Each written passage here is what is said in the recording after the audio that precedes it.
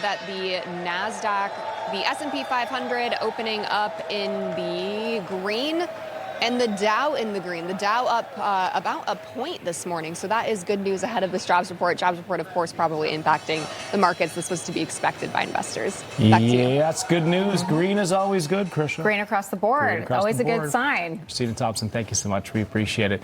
All right, let's get some reaction to the markets. Let's bring in Thomas Savage. He is a research fellow at American Institute for Economic Research. Tim Phillips is the director of government affairs and global strategies at Nestpoint. Let's get your reaction, Tim, to Christina Thompson's report there. We know the jobs report's out. We're seeing some green. What's your takeaway? The best number there is a 3.9% increase in take-home pay for American workers over this time last year during the Biden economy. That's a big number. It shows that some of these policies are working. American workers are taking home more money. That was the biggest thing for me. The other number is not in this report, but it's the number of Americans saying that this country's on the right track. It's 48%. That's the highest number ever under President Trump. And it's higher than President Obama had at this moment in his second term. Watch that number closely. It's a big measurement, and it's helping Trump and this administration right now.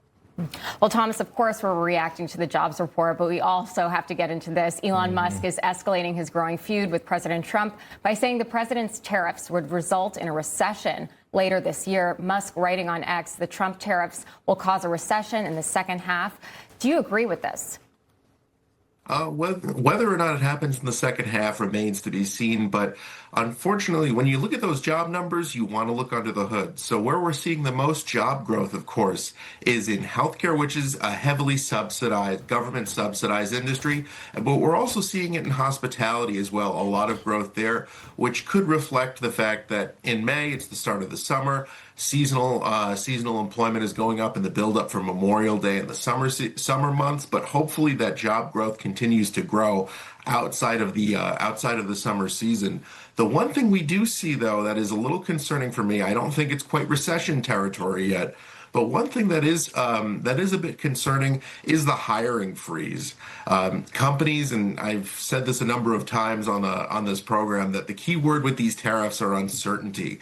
It's will they, won't they? They're going to happen, and then they get pushed back, and that uncertainty is making some companies hold, and they want to wait and see what happens, whether the tariffs happen or not. Yeah. If there's some certainty, they can work around that. They can plan around that. The real difficult thing is not knowing what's going to happen. And that's why many companies are hesitant to add on extra employees to add more jobs. And we're not seeing even stronger job growth, which I think if we had some sort of certainty, those job numbers would look even better. Yeah, I totally agree. And also, too, with that, you mentioned the tariffs. I mean, that's something that President Trump he says, you know what, bring us your best deal. He's telling all the countries to bring us your best deal.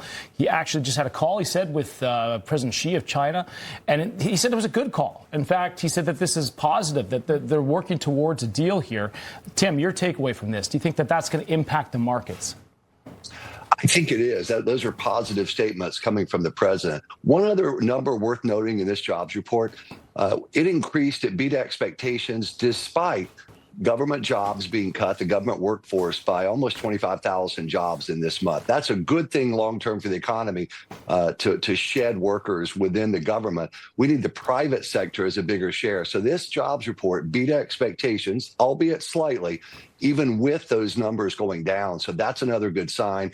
I think with China, this positive rhetoric coming out, it will calm the markets. You know, the yields on the treasuries are still around 4.4. They've dipped from where they were a while back. That's a good sign.